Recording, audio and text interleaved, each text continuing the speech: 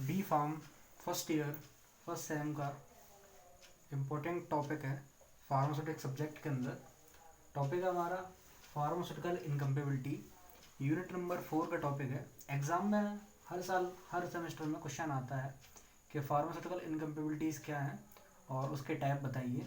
तो उसको हम देखते हैं क्या है फार्मास्यूटिकल इनकम्पेबिलिटी। ध्यान से देखना।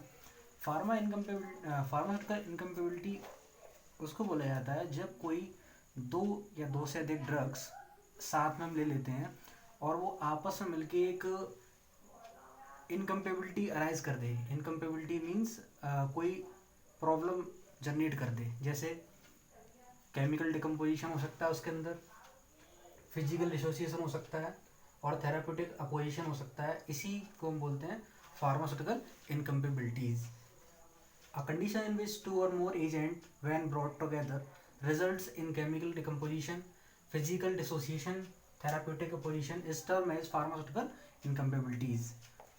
मतलब जब दो या दो से अधिक दवाओं को एक साथ लेने पर वो दवा अपनी असंगति दिखा दे, साथ साथ लेने पर उसका कोई इफेक्ट साइड इफेक्ट आ जाए, तो उसी को हम बोल देते हैं फार्मास्यूटिकल इनकम्पेबिलिटीज। ये 3 प्रकार की हो सकती है: केमिकल इनकम्पेबिलिटी, फिजिकल इनकम्पेबिलिटी और थेराप्यूटिक इनकम्पेबिलिटी। अब कभी कभी क्या होता है, इन केस सम केस ये अच्छी साबित होती है। मतलब in some case these change prove to be beneficial. कभी कभी ये लाभकारी सिद्ध हो सकती है, बट ज़्यादातर केसों में क्या देखा गया है, इसके साइड इफेक्ट ही देखने को मिले हैं। मतलब ज़्यादातर केसों में कैसी हार्मफुल ही होती है। और आप पता कैसे करेंगे? जैसे इसके अंदर इनकम्पेबिलिटी होगी, like decomposition of drug in a mixture, change in color, neutralising the ingredient. किसी मटेरियल के ड्रग में किसी इंग्रेडिएंट न्यूट्रलाइज हो जाना, या ड्रग कंपोजिशन हो जाना, या उसके कलर में चेंजिंग आ जाना, ये सब पहचान है जिससे आप पता लगा सकते हैं इनकम्पेबिलिटी हो रही है। 3 प्रकार की हैं: physical incompatibility, chemical incompatibility and therapeutic incompatibility. Physical की क्या पहचान है? फिजिकल इनकम्पेबिलिटी आप कैसे पता करेंगे? फिजिकल इनकम्पेबिलिटी ऐसे पता करेंगे आप, जब किसी दो ड्रग्स को आपने मिलाया और साथ में उनकी फिजिकल स्टेट चेंज हो गई। जैसे उनका कलर चेंज हो गया, उनका ऑर्डर चेंज हो गया, टेस्ट चेंज हो गया उनका, या उनकी मॉर्फोलॉजी चेंज हो गई, तो उसको हम बोल देते हैं फिजिकल इनकम्पेबिलिटी अराइज हो गई वहाँ। ठीक। अब इसको हम क्या करते हैं, आईज के थ्रू देख सकते हैं, अपनी आंखों के थ्रू देख सकते हैं। मैनिफेस्टेशन का मतलब होता है आप इसको कैसे व्यक्त करेंगे। देखो, instability of prescribed agent, इनसॉल्युबिलिटी of prescribed agent in a vehicle. आपने कोई ऐसा एजेंट लिया जो किसी व्हीकल के अंदर इनसॉल्युबल है, तो ये अराइज कर रहा है, मिक्स नहीं होगा, इनसॉल्युबल रहेगा किसी भी व्हीकल के अंदर, तो ये अराइज हो जाएगी आपकी फिजिकल इनकम्पेबिलिटी। 2, आपने ऐसे लिक्विड्स ले लिए जो इमिसेबल है, एक दूसरे के अंदर मिक्स ही नहीं हो रहे, तो ये भी आपको बोला जाएगा फिजिकल इनकम्पेबिलिटी के अंदर। 3 क्या आता है? 3 आता है आपका liquefaction of solid mixture in a dry state.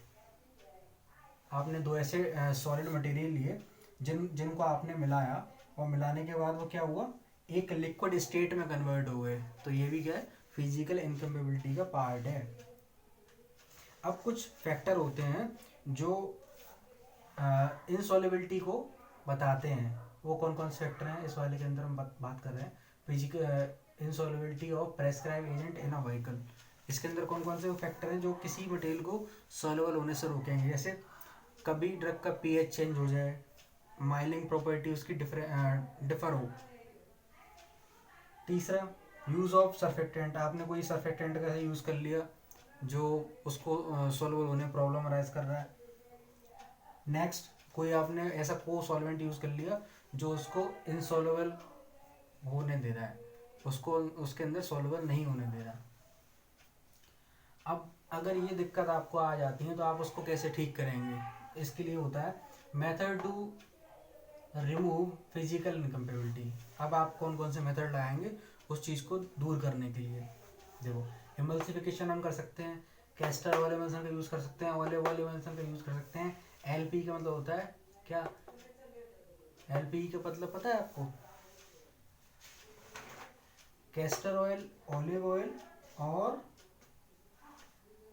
LPL मतलब होता है लिक्विड पैराफिन इमल्सन, शॉर्ट में लिख दिया है लिक्विड पैराफिन इमल्सन। इनका आप यूज़ करके उस प्रॉब्लम को ठीक कर सकते हैं।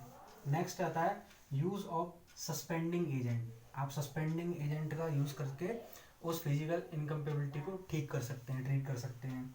जैसे prepared chalk, zinc oxide, calamine lotion, ये सब क्या है आपके सर्फेक्टेंट सस्पेंडिंग एजेंट के एग्जाम्पल हैं। इनका आप यूज़ करके उसको ठीक कर सकते हैं। नेक्स्ट आता है एडिशन ऑफ वाटर। वाटर को मिलाकर भी आप फिजिकल इनकम्पेबिलिटी को ठीक कर सकते हैं। Next addition of electrolyte. Electrolyte का उपयोग करके भी आप उसको ठीक कर सकते हैं। Addition of wetting agent. Wetting agent क्या होते हैं? जो किसी को मॉइस्चर देने का काम करते हैं। सेपोनिन्स और पॉलीसॉर्बेट किसके एग्जाम्पल हैं आपके? बैटिंग एजेंट के। इनका आप उपयोग करके भी इस प्रॉब्लम को ठीक कर सकते हैं। नेक्स्ट आता है केमिकल इनकम्पेबिलिटी। केमिकल इनकम्पेबिलिटी कब अराइज होती है? जब आपने 2 केमिकल ले लिए या किसी डॉक्टर ने 2 ऐसे ड्रग प्रेस्क्राइब की जो केमिकली इनर्ट हो रही हैं, इंटरेक्ट कर रही हैं एक दूसरे से। अब वो जब केमिकली इनर्ट करेंगी या केमिकली रिएक्ट करेंगी एक दूसरे से, तो हार्मफुल इफेक्ट शो करेंगी, टॉक्सिक इफेक्ट शो करेंगी। कभी कभी हो जाता है। टाइप इसके ऑक्सीडेशन। कितने प्रकार की केमिकली इनकम्पेबिलिटी आपकी? काफ़ी प्रकार की। मैं आप हम 5 प्रकार डिस्कस करेंगे। ऑक्सीडेशन, हाइड्रोलिसिस, पॉलीमराइजेशन, डीकार्बोक्सिलेशन और CO2 अब्जॉर्प्शन। ऑक्सीडेशन में क्या होता है? उस ड्रग के अंदर क्या होगा? ऑक्सीडेशन हो जाएगा, ऑक्सीजन की वृद्धि हो जाएगी, ऑक्सीजन बढ़ जाएंगे, तो क्या होगा? उसके अंदर केमिकली इंस्टेबिलिटी आ जाएगी। दूसरा हाइड्रोलिसिस। 2 ड्रग मिलेंगे आपस में, तो उसमें क्या होगा? मिलने के बाद आप 2 ड्रग लो, 2 ड्रग एक दूसरे से क्या हुए? इंटरेक्ट कर गए। इंटरेक्ट होने के बाद क्या होगा? उसमें हाइड्रोलिसिस हो गई। तीसरा पॉलीमराइजेशन। पॉलीमराइजेशन में क्या होगा? वो मॉलिक्यूल्स क्या होगा? जब मोनोमर्स होते हैं, मोनोमर्स मिलके मोनोमर्स की जब काफ़ी सारी यूनिट मिल जाती हैं तो एक सीरीज में कनेक्ट होकर वो पॉलीमराइजेशन बना लेती हैं। डीकार्बोक्सिलेशन में क्या होता है? इसमें डीकार्बोक्सिलेशन में CO2 रिलीज हो जाती है आपकी, निकल जाती है, उसको बोल देते हैं हम डीकार्बोक्सिलेशन।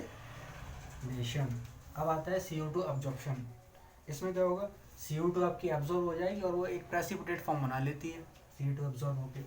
अब इसको आप कैसे करेक्ट कर सकते हैं, ठीक कैसे कर सकते हैं इसको? Correction of chemical incompatibility, preventing drug oxidation. जो ड्रग ऑक्सीडाइज हो रही है उसको हम ऑक्सीडेशन होने से रोकेंगे तो ये ठीक हो जाएगी।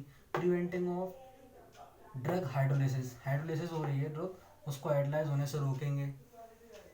अब नेक्स्ट आता है आपका थेराप्यूटिक इनकम्पेबिलिटी। थेराप्यूटिक इनकम्पेबिलिटी कब अराइज होगा? Produce a response or intensity which differs from that intended in the patient it arrives। कि जब किसी डॉक्टर ने कोई दवा लिखी, एक साथ में काफ़ी दवा लगा दी और वो दवा पेशेंट ने खा ली, या आपने कोई ऐसे 2 केमिकल लिए और वो 2 केमिकल आपने रिएक्ट करा है, उनकी जो थेराप्यूटिक वैल्यू थी, जो उनका रेस्पॉन्स था, वो बिल्कुल 0 हो गया या वो एक्स्ट्रा हो गया। मतलब जो थेराप्यूटिक रेस्पॉन्स था वो तो या बिल्कुल घट जाएगा पूरा या एक्स्ट्रा इफेक्ट करेगा, उसी को बोल देते हैं हम थेराप्यूटिक इनकम्पेबिलिटीज। मैकेनिज्म ऑफ TI का मतलब थेराप्यूटिक इनकम्पेबिलिटी 2 प्रकार की होती हैं। Pharmacokinetic interaction, pharmacodynamic interaction. Pharmacokinetic में क्या आता है? जो बॉडी ड्रग के लिए कैसे इंटरेक्ट कर रही है, वो सब इसके बारे में पढ़ते हैं फार्माकोकाइनेटिक के अंदर। और फार्माकोडायनेमिक में क्या पढ़ते हैं? जो ड्रग बॉडी के लिए कैसे रेस्पॉन्स कर रही है। इसमें क्या कि जो बॉडी ने ड्रग को कैसे रेस्पॉन्ड किया, इसमें क्या ड्रग ने बॉडी को कैसे रेस्पॉन्ड किया, क्या क्या इफेक्ट्स वगैरह है वो यहाँ स्टडीज करते हैं। काइनेटिक में जैसे पढ़ते हैं हम GIT absorption, displacement, displaced protein binding, Altered metabolism, Altered renal excretion. इनके अंदर क्या होगा? डिफरेंशिएशन आ जाएगा, चेंजिंग आ जाएगी। इसमें क्या होगा? Additive effect, antagonist effect. Additive में क्या होगा? जब दो ड्रग ले लेंगे आप, उनका दोनों का इफेक्ट एक जैसा होगा तो उसको बोल देते हैं एडिटिव इफेक्ट, एक्स्ट्रा इफेक्ट दे देना। एंटागोनिस्ट में क्या होगा? आपने 2 ड्रग ले ली, उसमें से वो ड्रग क्या कर रही है? एंटागोनिस्ट, एक ड्रग आपने ली वो उसका एंटागोनिस्ट इफेक्ट शो कर रही है, जैसे एग्जांपल के लिए इसमें एग्जांपल आएगा आपका,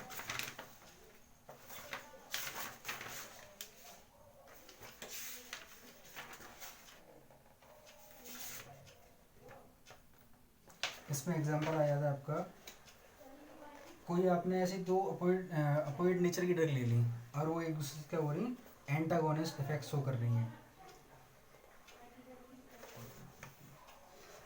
अब इसके टाइप की बात करते हैं। टाइप में आया था ओवरडोज।